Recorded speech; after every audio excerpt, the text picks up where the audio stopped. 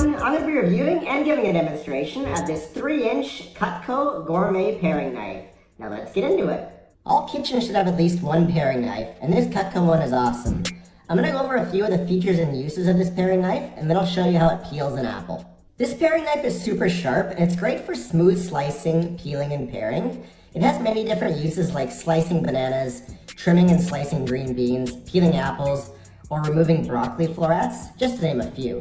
The blade extends the full length all the way through the handle, so you can see there's the blade and see how the blade goes through the knife handle all the way to the end. And this just gives the knife extra balance and strength. And this knife is a universal fit, meaning it's good for right or left-handed people. I'll show you in the camera here, you can see how it's the same on either side, meaning you can use it right or left-handed. Now let's grab my cutting board and peel an apple. Okay, so we have our apple and we have our paring knife.